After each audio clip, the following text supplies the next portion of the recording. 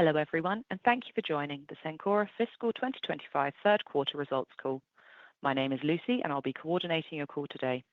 During the presentation, you can register a question by pressing star followed by one on your telephone keypad. If you change your mind, please press star followed by two. It is now my pleasure to hand over to your host, Bennett Murphy, Senior Vice President of Investor Relations and Treasury, to begin. Please go ahead. Thank you. Good morning, good afternoon, and thank you all for joining us for this conference call to discuss Cencora's Fiscal 2025 Third Quarter Results. I am Bennett Murphy, Senior Vice President, Head of Investor Relations and Treasury. Joining me today are Bob Mauch, President and CEO, and Jim Cleary, Executive Vice President and CFO. On today's call, we'll be discussing non-GAAP financial measures. Reconciliations of these measures to GAAP are provided in today's press release, which is available on our website at investor.cencora.com. We have also posted a slide presentation to accompany today's press release on our investor website. During this conference call, we will discuss forward-looking statements about our business and financial expectations on an adjusted non-GAAP basis, including, but not limited to, EPS, operating income, and income taxes. Forward-looking statements are based on our management's current expectations and are subject to uncertainty and change. For a discussion of key risks and assumptions, we refer you to today's press release and our SEC filings, including our most recent 10-Q. Cencora assumes no obligation to update any forward-looking statements, and this call cannot be rebroadcast without the express permission of the company. You'll have the opportunity to ask questions after today's remarks by management. We ask that you limit your questions to one per participant in order for us to get to as many participants as possible within the hour. With that, I'll turn the call over to Bob. Thank you, Bennett. Hi, everyone, and thank you for joining Cencora's Fiscal 2025 Third Quarter Earnings Call. To start, I'd like to thank the over 51,000 Cencora team members for the industry-leading expertise and purpose-driven approach they bring to work each day. Their talent and commitment fuel our growth as we continue to strengthen our position as an end-to-end healthcare solutions provider. Through the strength of our strategy, services, and unwavering standards, Cencora's business model is driven by pharmaceutical distribution and complemented by higher margin, high-growth, value-added services and solutions for our biopharma and provider customers. In our third quarter, Cencora delivered strong performance with adjusted operating income growth of 21% and adjusted diluted EPS growth of 20%. In recognition of our outperformance during the quarter and year-to-date, both in the U.S. segment and on a consolidated basis, we are pleased to once again raise our fiscal 2025 guidance. Today, I will highlight three growth priorities. First, enhancing patient care and adherence. Through decades of investment in physical and digital infrastructure, our core pharmaceutical distribution services ensure access to life-saving medications. Second, strengthening our specialty leadership. As we focus on future growth, we are differentiating the services and solutions we offer to pharmaceutical manufacturers to support specialty product innovation. And third, leading with market leaders. By prioritizing active learning and active leading, we identify opportunities to create value in collaboration with our leading customer portfolio. I'll begin with how Cencora enhances patient access to pharmaceuticals through our critical role as a leader in pharmaceutical distribution. Our global reach, coupled with our local expertise, ensures patients have access to the medications they need, when and where they need them in an efficient, reliable, and secure manner. We've invested in our distribution capabilities for decades, enhancing our efficiency, security, and ability to handle increasingly complex medications, allowing us to meet the needs of innovation and the increased use of pharmaceuticals. We are responsible for delivering millions of pharmaceutical orders overnight or the same day to hundreds of thousands of healthcare providers we serve, ensuring pharmacists, physicians, veterinarians, and other healthcare providers have access to the medications they require to treat patients. Specifically, we believe our investments over the past decade have made Cencora a market leader in ensuring that the supply chain is supported and equipped to comply with the enhanced tracking and visibility requirements of the Drug Supply Chain Security Act, DSCSA, which goes into effect later this year in the United States. The significant investments made over the past several years in support of the DSCSA is yet another clear proof point of the vital role Cencora and our industry play to ensure patients efficient, safe, and reliable access to medication. Next, Cencora is strengthening our leadership in specialty by enhancing capabilities through RCA. RCA's physician-centric approach in retina is enhancing clinical trial access, supporting specialty product innovation, and improved outcomes for patients. Recently, physician and business leaders across the RCA organization came together at our offices outside Philadelphia for their business and medical leadership board. The time our teams spent together demonstrated collective value as we focused on practice management, value creation, and the future of patient care.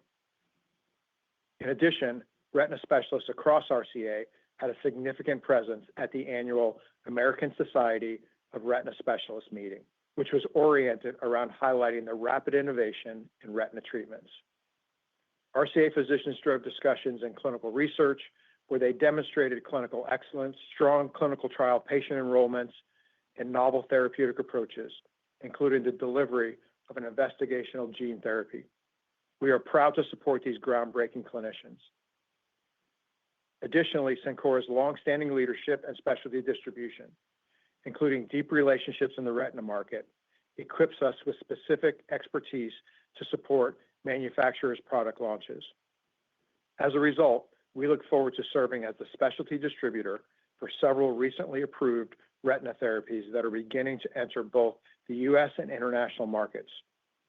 Through these partnerships, we are facilitating streamlined market entry, secure storage, and distribution. Innovation is driving specialty pharmaceutical market growth, and Cencora is deepening our leadership in specialty by remaining at the forefront through our portfolio of services and solutions end-to-end from manufacturers to specialty providers. And finally, our focus on active learning and active leading is bolstering relationships with our industry-leading portfolio of customers, furthering our leadership with market leaders. Our teams are prioritizing focused engagement with our partners to deeply understand their business, challenges, and growth opportunity. The intentional time we spend with our customers is helping inform how we invest and expand our business to best create value. Throughout the quarter, we drove meaningful interactions with our customers and partners across the supply chain. As an example, we hosted our annual Good Neighbor Pharmacy ThoughtSpot Conference, giving our independent pharmacy customers the opportunity to learn about the latest trends shaping the industry and connect with peers.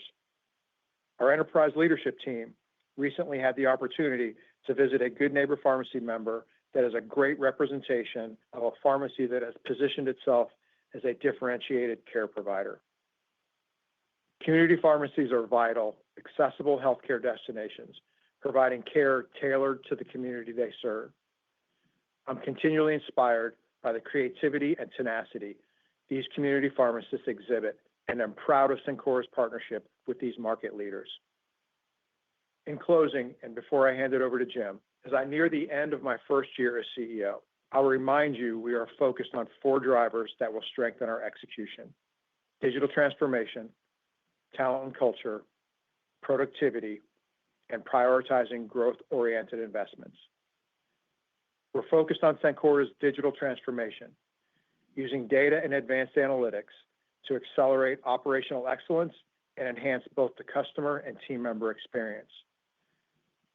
We're committed to developing our team members, ensuring Cencora is a place where best-in-class talent come to grow their careers, and furthering our purpose-driven culture. We've elevated our concentration on productivity, equipping us to identify ongoing capability and process improvements. And finally, our commitment to leading now and in the future means we prioritize investments in strategic, growth-oriented areas, as evidenced by our continued investment in technology and capabilities for our customers, our acquisition of RCA, and our investment with a pathway to full ownership in OneOncology.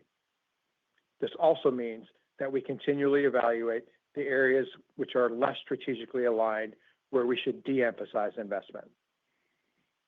To close, I want to again thank the Cencora team members. It's due to their expertise, efficient execution of our strategy, and dedication to our purpose that Jim and I are able to once again report such strong results. With that, I will turn the call over to Jim for an in-depth review of our third quarter results and our updated fiscal 2025 guidance. Jim? Thanks, Bob. Good morning and good afternoon, everyone. As a reminder, before I turn to my prepared remarks, my remarks today will focus on our adjusted non-GAAP financial results. For a detailed discussion of our GAAP results, please refer to our earnings press release and presentation. Cencora delivered strong financial performance in our fiscal third quarter, and we are pleased to be raising our full-year fiscal 2025 guidance as we move into the fourth quarter. Our pharmaceutical-centric strategy and positioning in key markets has allowed us to capitalize on favorable industry trends, and our growth-oriented investments to advance our leadership and specialty are driving significant value, as evidenced by our adjusted diluted EPS growth of 20%. Before reviewing our updated guidance, I'll first turn to a review of our consolidated and segment-level third quarter results, beginning with revenue. Our consolidated revenue was $80.7 billion, up 9%, driven by revenue growth in both reporting segments. In the U.S. Healthcare Solutions segment, which makes up the significant majority of our revenue and operating income, we continued to benefit from strong utilization trends and volume growth, including continued growth in GLP-1 products. Excluding sales of GLP-1s, our consolidated revenue growth would have been 8%. Turning now to gross profit. Consolidated gross profit was $2.9 billion, up 21%, primarily due to the U.S. Healthcare Solutions segment. Consolidated gross profit margin was 3.55%, an increase of 36 basis points, primarily driven by the gross profit contribution from our acquisition of Retina Consultants of America. Moving now to operating expenses. In the quarter, consolidated operating expenses were $1.8 billion, up 21%, driven primarily by the RCA acquisition and to support our revenue growth. Consolidated operating income was $1.1 billion, an increase of 21% compared to the prior year quarter due to continued strong performance in our U.S. Healthcare Solutions segment, which I will discuss in more detail in the segment-level results. Moving now to our net interest expense and effective tax rate for the third quarter. Net interest expense was $82 million, an increase of $50 million versus the prior year quarter, primarily due to the $3.3 billion in debt raised to finance a portion of the RCA acquisition. Turning now to income taxes, our effective income tax rate was 20.7% compared to 21.0% in the prior year quarter. Finally, our diluted share count was 195.2 million shares, a 2% decrease compared to the prior year quarter, driven by approximately $1 billion in opportunistic share repurchases over the past year. Regarding our cash balance and adjusted free cash flow, we ended June with $2.2 billion of cash and year-to-date adjusted free cash flow of approximately $100 million. Our full-year adjusted free cash flow guidance of $2 billion to $3 billion remains unchanged. This completes the review of our consolidated results. Now I'll turn to our segment results for the third quarter. U.S. Healthcare Solutions segment revenue was $72.9 billion, up 9%, as the strong pharmaceutical utilization trends continued, including growth in GLP-1s. Across the segment, we saw broad-based revenue growth in all customer classes. As it relates to GLP-1 products, in the quarter, GLP-1 sales increased $1.4 billion, or 19% year over year. Turning now to operating income, U.S. Healthcare Solutions segment operating income increased an outstanding 29% to $902 million, driven by growth across our distribution businesses and the contribution from RCA. In the quarter, specialty remained a key growth driver in both health systems and specialty physician practices, where we benefited from strong volumes and saw good biosimilar conversion trends. I'll now turn to our International Healthcare Solutions segment.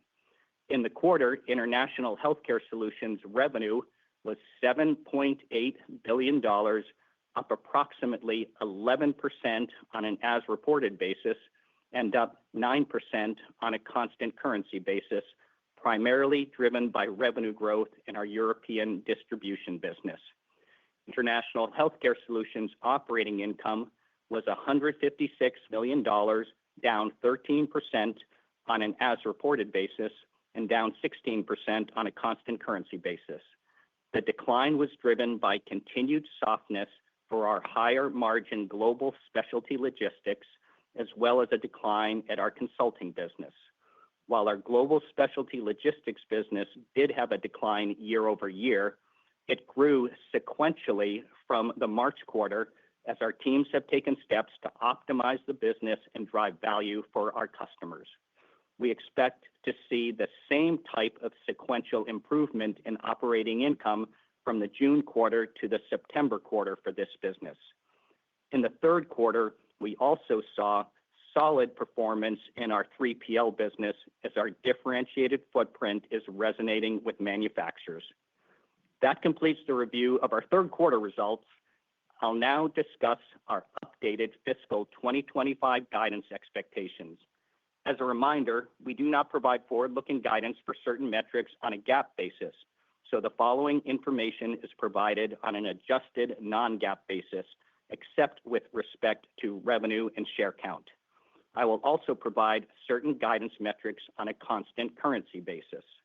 I will start with adjusted diluted EPS guidance and then provide detail on the income statement items contributing to the increase.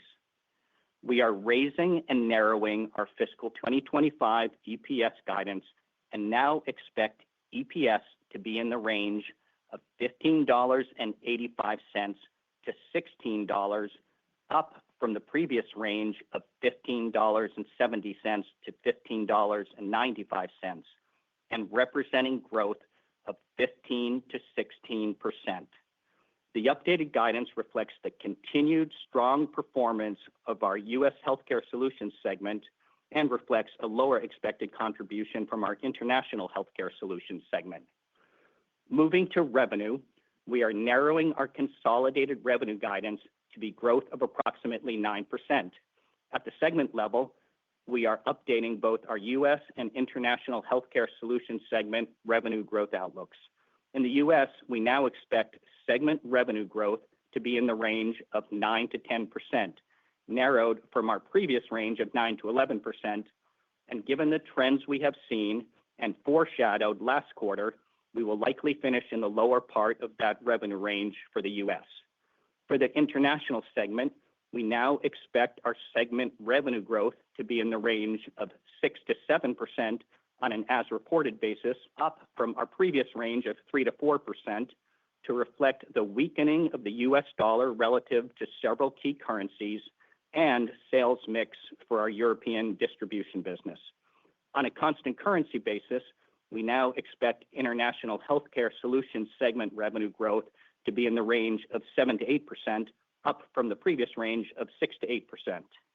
Moving to operating income, we are raising and narrowing our expected consolidated operating income growth guidance to be in the range of 15 to 16%, up from our previous range of 13.5 to 15.5% growth. In the U.S. Healthcare Solutions segment, we now expect operating income growth to be in the range of 20 to 21%, up from our prior range of 17.5 to 19.5%. The updated guidance reflects our strong performance and execution and expectation for continued strong pharmaceutical utilization trends in our fourth quarter, despite the previously disclosed loss of an oncology customer due to its acquisition. Turning now to the International Healthcare Solutions segment, on an as-reported basis, we now expect operating income to be down approximately 6% compared to our prior expectations for operating income to be down 4% to down 1%. The updated guidance range reflects the pressure we have seen in our higher margin global specialty logistics and consulting businesses. On a constant currency basis, we now expect segment operating income to be down approximately 5%. As we move into the fourth quarter, we have an easier comparison, and with continued sequential improvement from our global specialty logistics business, we expect to see the International Healthcare Solutions segment operating income return to growth exiting the fiscal year. That concludes our full year guidance update. As we near the end of our fiscal year, I remain inspired by our team members' dedication to being a differentiated and solution-oriented partner for our customers, which continues to result in strong financial results. Cencora continues to drive impressive performance powered by our U.S. Healthcare Solutions segment as we are positioned to capitalize on positive industry trends, and our investments in high-growth specialty are generating value. Grounded in our pharmaceutical-centric strategy, Cencora is delivering sustainable growth, investing in our strengths, and is well-positioned to continue driving long-term value for all our stakeholders. Now I will turn the call over to the operator to open the line for questions. Operator? Thank you. To ask a question, please press star followed by 1 on your telephone keypad now. If you change your mind, please press star followed by 2. When preparing to ask your question, please ensure your device is unmuted locally. In the interest of time, we ask participants to limit their questions to 1 per person. The first question comes from Lisa Gill of JP Morgan. Your line is now open. Please go ahead. Good morning, and thanks very much, Bob and Jim. Congrats on a very strong quarter. First, can we just start with the U.S. healthcare segment where we saw strong gross profit, strong operating profit, but a slight trim in the revenue, Jim, that you talked about from a guidance perspective. Can you talk about what some of the key drivers are there on each side? And then secondly, I just want a clarification on the international business. I'm assuming that, some of the things that you talked about from an environmental perspective are around the SMID or mid-sized biotech pharma environment, and you talked about that getting better as we exit the year. Can you maybe just talk a little bit about what you're seeing there as well? Sure, Lisa, thanks so much for the questions. Very much appreciate it. First question had to do with our particularly strong performance in the U.S. business, but revenue growth moderating a bit there. But, I'll say, first of all, we were really pleased to be able to increase our adjusted operating income guidance in the U.S. business to a range of 20 to 21% because of the excellent performance there.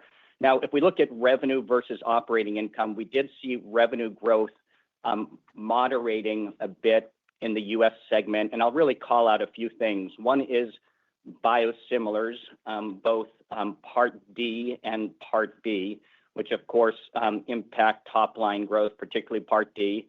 Another thing is moderated GLP-1 growth.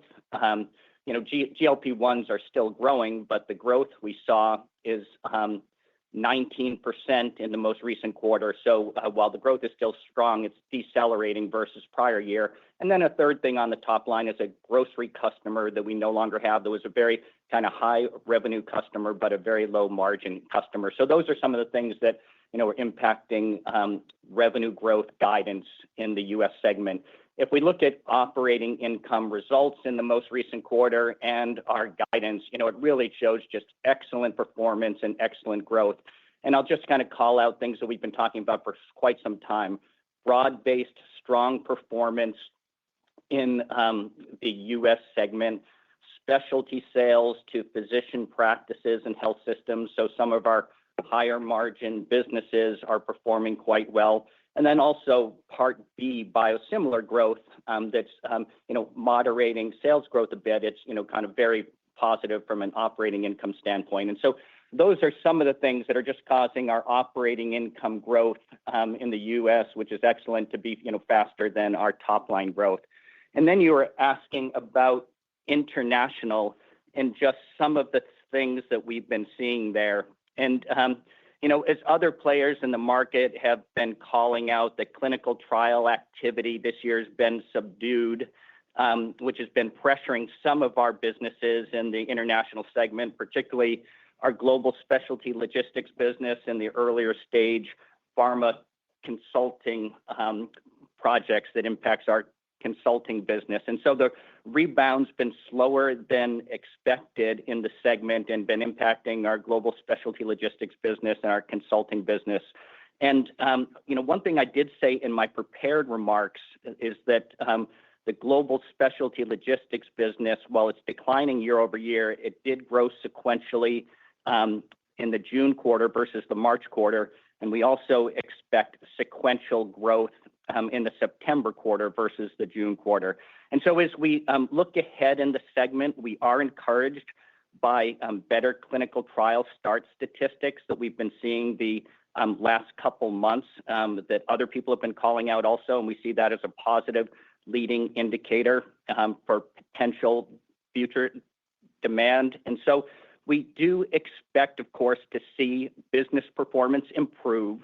And as we move into the fourth quarter, we do have an easier comparison. And with the continued sequential improvement from our global specialty logistics business, we expect to see the international healthcare solutions segment operating income to return to growth in the fourth quarter. So thank you very much for those questions, Lisa. The next question comes from Elizabeth Anderson of Evercore ISI. Your line is now open. Please go ahead. Hi, guys. Good morning. Congrats on a nice quarter, and thanks for the question. You obviously referenced RCA and sort of, how it's been going since you closed on the purchase there. Can you talk about some of how that's tracking versus your expectations and what some of the early customer feedback is? And then on a related note, obviously there's been lots of political commentary around, MFN, and that seems to be a changing landscape. Can you talk about sort of the exposure of businesses like RCA and sort of the medical specialty to that, and how we should think about, the potential impact there? Thank you. Hi, Elizabeth. Thanks very much for the question. I'll start with the question around RCA. And, we couldn't be more pleased with, where we are, so far with the acquisition. I mentioned in the prepared remarks, we had both the clinical and the management leaders from RCA at our offices in the last few weeks. And, aside from the work that we got done, which was meaningful in terms of, how we'll work together, how integration will progress, how we'll identify new opportunities for growth and value creation. But, I think importantly, it's just the cultural fit is really, really strong. And there's an appreciation from the physicians and the practice leaders about the value that Cencora can bring to them in terms of their continued growth. And what that means is more care for patients, which is absolutely terrific.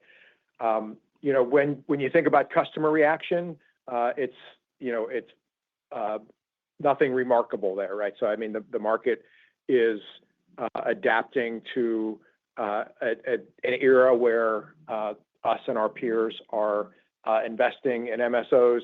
As I've said previously, it's important to note that the MSO investments or ownership are analogous to the work that we've done over decades to support community providers, whether they be a community pharmacist or veterinarians or physicians with the wraparound services that we have. And the MSOs are just the next evolution of that. So the market understands that, and the customer market understands that. So I'd say all is well there.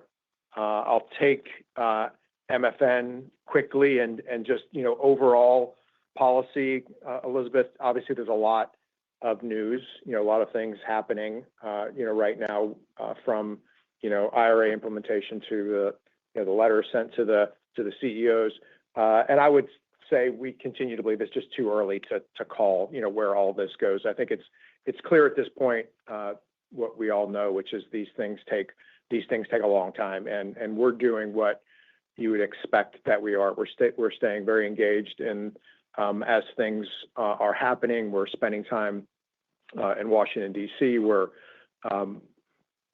able to really communicate the need to make sure that access to community providers is maintained. So when you get beyond the headlines of drug prices, in many cases that flows to reimbursement to physicians, in particular in the Part B space. So we're spending time making sure that legislators and regulators understand that most cost-effective site of care is maintained, and somehow that is not an unintended consequence of focus on drug prices. So too early to call. We're very focused there, and thank you very much for the questions.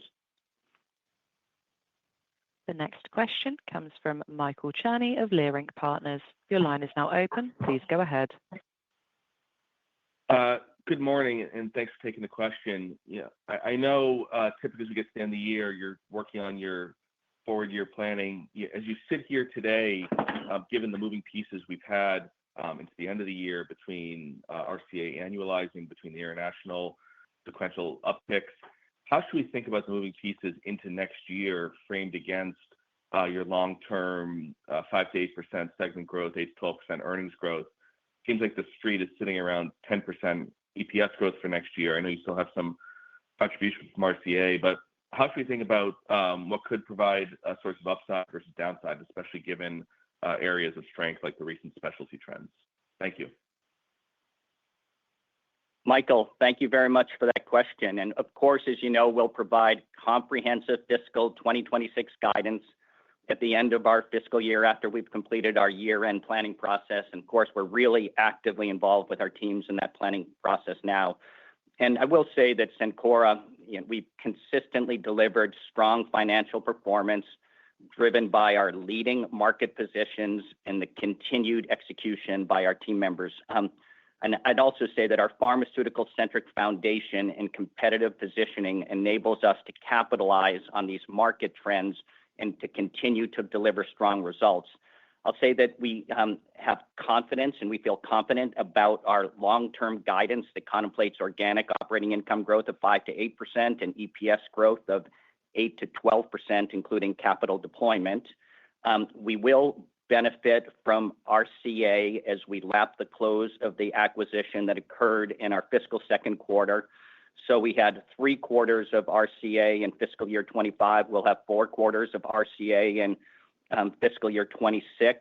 As we also look at moving pieces, we'll have 3 quarters of impact due to the loss of the previously disclosed oncology customer due to M&A activity that was acquired by a peer. And so we have 1 quarter impact from that in fiscal year 25, the September quarter, and we'll have 4 quarters impact from that in fiscal year 26.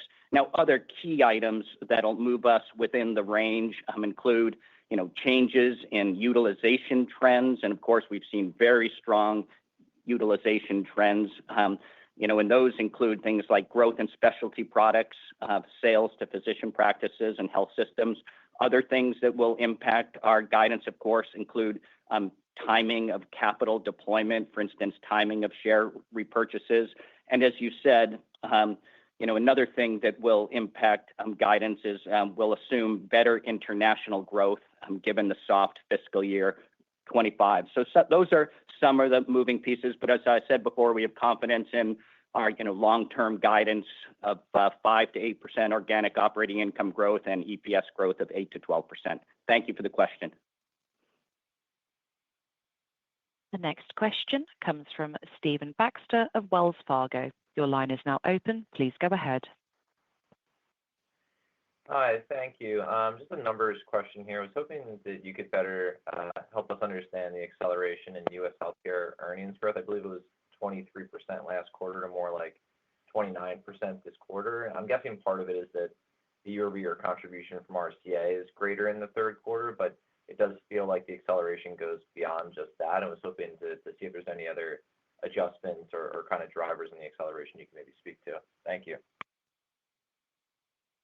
Yeah, yeah, thanks. Appreciate the question. And I will say just it was a really strong quarter. And of course, RCA had an impact on the growth rate and that we didn't have it at this time last year. But I will say that if we look at, kind of beating expectations and those sorts of things, it was really more driven by just the strength of the core business and strength of what we saw in specialty market. And as we talked about many times, utilization trends and sales of specialty products to physician practices and health systems. So our core business just performed very strong in the U.S. segment. Really good execution by our team members and just very strong broad-based performance. One probably other thing, if we look at, kind of relative comps is, less of a COVID headwind compared to other points in time.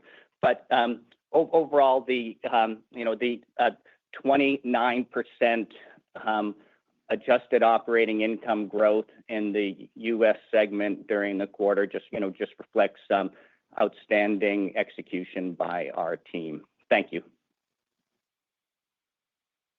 The next question comes from Eric Percher of Nephron Research. Your line is now open. Please go ahead. Thank you. Bob, I appreciate your commentary. That was a little early for you to go deep on MFN, but I'm wondering if the tariff topic is a little bit different, and you've had 3 months to process the full spectrum of potential policies. Any thoughts on potential impact across brand versus generic? Any change to your approach to inventory or sourcing? And do you think we may be heading into a naturally more inflationary environment? I'll start, Eric. Thanks a lot for the question. And of course, we continue to monitor the evolutions around tariffs in the pharmaceutical market. As you can imagine, we have teams in place analyzing the impacts of the tariffs on our business and on the supply chain. Importantly, as it relates to our business, we've not called out any material impacts as a result of tariffs. And as you know, we're pharmaceutical-centric, and manufacturers are the importer of record for pharmaceuticals. And so, the main focus is ensuring patients have access to life-saving medications, and we're supporting our upstream and downstream partners as they navigate any uncertainty. And we'll continue to advocate on behalf of our customers to ensure they receive adequate reimbursement for the services that they provide. And of course, we're evaluating things and kind of many announcements that come out as to whether or not they, impact, branded pharmaceuticals versus generic pharmaceuticals. But from a financial standpoint, we haven't called out, any material impacts on our business as a result of tariffs. And with that, I'll turn it over to Bob. Yeah. Thanks, Jim. Eric, thanks for the question.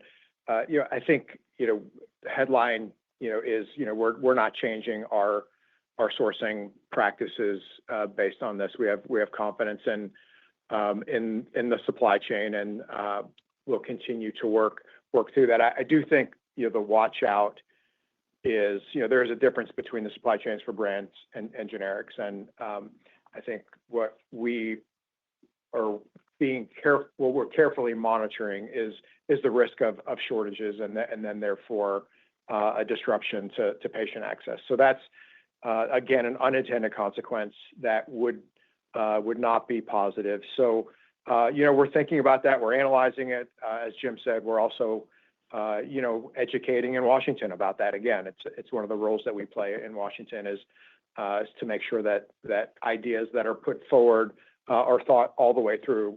We are one of the very few healthcare players that really have end-to-end visibility of the supply chain. So we can play an education role. And as you think about that, it's the patient access impact of shortages that we're doing everything that we can to mitigate. The next question comes from Charles Rhyee of TD Cowen. Your line is now open. Please go ahead. Yeah, thanks for taking the question. Wanted to just go back to international and just trying to get a sense when you're looking, obviously understanding that the comps get a little easier, and it sounds like sequentially some of the business like special logistics was improving. What is the lead time generally for projects that come in for you? Is that like a year ahead of time? Like, how far ahead are projects booked for the various business there, particularly maybe in consulting as well? Or is it kind of a short cycle type of business, or is it tends to be longer? And just trying to get a sense on what kind of visibility forward you have in terms of demand. Yeah, thanks, Charles. We have, as you'd expect, visibility in terms of bookings, and then, our ability to pull through, and then the sales cycle is in your question as well. And I would just say it's variable. I mean, the size of the project, the market, the type of work that it is. So there's not a simple answer to that, certainly, but you can be assured that we do have good visibility in terms of where we're tracking in terms of a future growth. Our teams are very focused on execution on the sales side, and we're also making sure that we're optimizing the services that we have. So as the market begins to turn more positively, that we're going to be even better positioned to take advantage of that. Thanks for the question. The next question comes from Kevin Caliendo of UBS. Your line is now open. Please go ahead. Thanks for taking my question. Good morning. I wanted to expand a little bit on the headwinds and tailwinds for 26.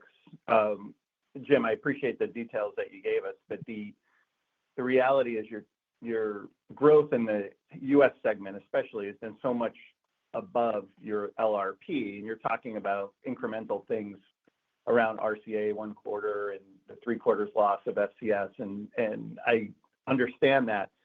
But I guess, is there anything fundamental that you can see that would bring your growth rate down closer to your LRP, where it's been exceeding it now for almost 2 years? Fantastic performance. I'm just wondering, is there anything in biosimilars? Is GLP-1 slowdown something that could bring you back to within that range, as you sort of described within the range earlier? Yeah, thank you very much for the question, and thank you for your commentary on our results that we've been having also. That's very much appreciated. Let me just kind of answer one very specific thing that you said, and then I'll get into a broader answer. Kind of, slowdown in growth in GLP-1s really wouldn't have a, major impact on our guidance, because as we've said for a long time, GLP-1s add a lot to top line growth, and they are profitable for us, but they're minimally profitable for us. And, as we, said during the second quarter earnings call, we'll say the same thing here, that as we look at things like, the remainder of the year and at next year, we, certainly expect to see good growth, but we aren't assuming, the same level of outperformance that we've had in the recent past. And so, we do have a lot of confidence in our long-term guidance. We have confidence in the momentum that we have and what that is, kind of translating in terms of achieving the long-term guidance. But, we probably wouldn't assume the same level of rapid growth that we've had in the recent past, especially as we begin to comp against periods of exceptional growth that we've had. But having said that, I'll say, we're, very confident in our long-term guidance ranges, and we'll continue to evaluate them annually. Thank you for the question. The next question comes from George Hill of Deutsche Bank. Your line is now open. Please go ahead. Yeah. Good morning, guys, and thanks for taking the question. Bob and Jim, I'm wondering if you could comment a little bit on the competitive environment in specialty distribution, especially in the Part B space. One of your large customers last week talked about trying to rapidly expand their business in this space. So maybe talk about how you think about market segmentation and where you guys kind of want to be strong and where you might have less of a competitive advantage. Thank you. Yeah, thanks, George. We are, focused in our areas of strength, which align very well with our strategy. So I wouldn't call out anything necessarily changing about the market. We are a leader in the market, in particular in retina and oncology, and we're very focused on making sure that we execute well there for the near term and the long term. And also, we're continuing to evaluate what future opportunities that there are. But as we sit here now, I wouldn't call it anything changing. We're happy with our positioning. We're very happy with the investments that we've made both in RCA and in OneOncology, as well as in our internal capabilities. By the way, I don't want to leave that out, right? When you talk about kind of the future of specialty distribution and how things are evolving, I do want to probably remake the point that I made in a slightly different context in my prepared remarks. But we're continually investing in our capabilities across our network, both digital capabilities as well as physical infrastructure. So we feel good about being able to continue to grow, meet the needs of our customers, both manufacturer customers as well as provider customers. Thanks for the question, George.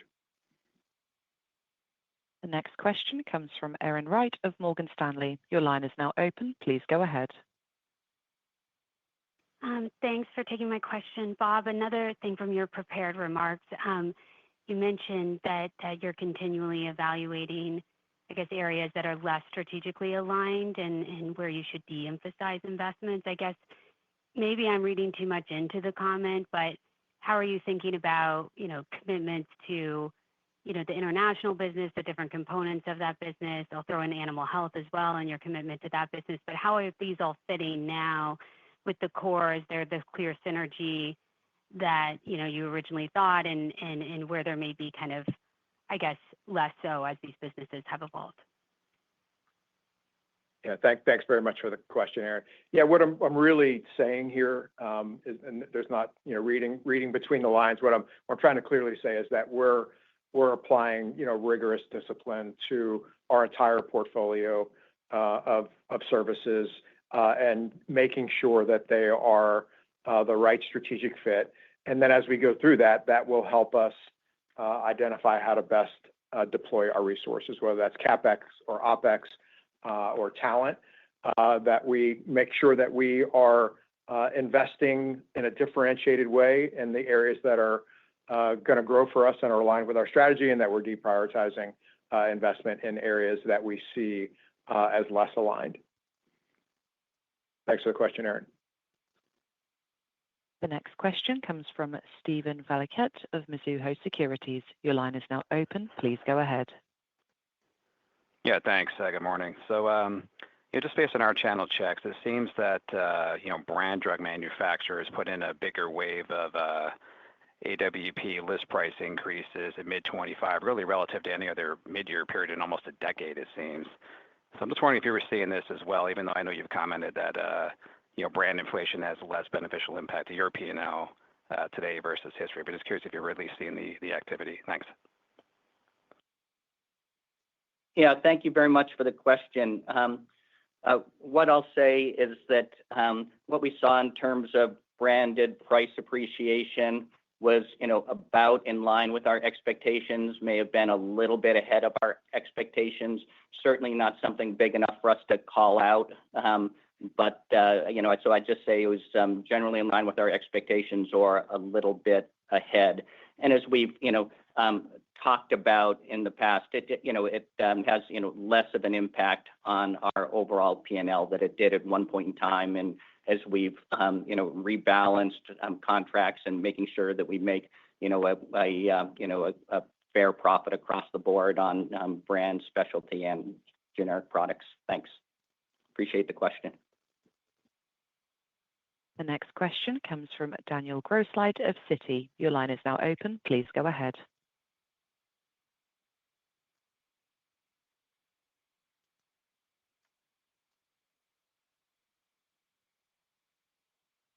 Daniel, your line is now open. Please go ahead. Hi, sorry about that. I was on mute. Congrats on the strong quarter. Thanks for taking the question. Really just a couple of policy questions for you guys. The proposed hospital outpatient prospective rule seeks to end the pricing advantage that hospital-owned off-campus outpatient facilities have in drug administration. I'm curious how that may impact the competitive environment and growth for your MSO assets. And separately, I'm also curious if there are any tax benefits you're realizing from the OBBBA, and if that's having any meaningful benefit to your free cash flow in the near term. Thanks. Yeah, I'll start with the second part of that question. That the new tax bill moving forward will have some incremental benefits for us. So as we look at our effective tax rate moving forward as a global company, there's always a lot of things that impact our consolidated effective tax rate. But the new tax bill is incrementally beneficial for us as it is for many companies. Thank you for that question.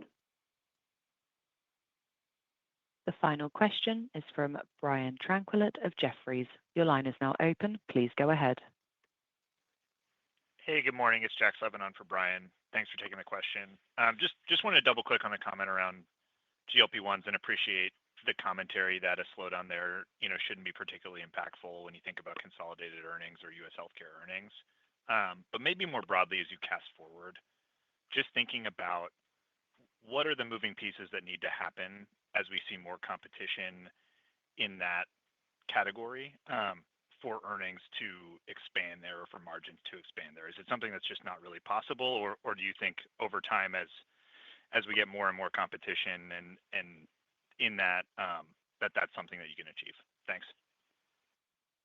Yeah, thank you very much for the question. And as we've consistently said for quite some time, GLP-1s have really been a driver of top line growth, and they are profitable for us, but they are minimally profitable for us.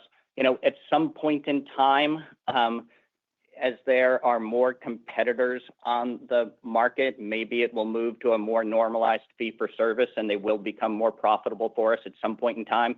But it's certainly not. We're doing, for instance, our fiscal year 26 planning. It's not something that we're anticipating in our fiscal year 26 plan. We're expecting them to remain profitable, but be minimally profitable for us and kind of that type of time horizon. Thank you very much for the question.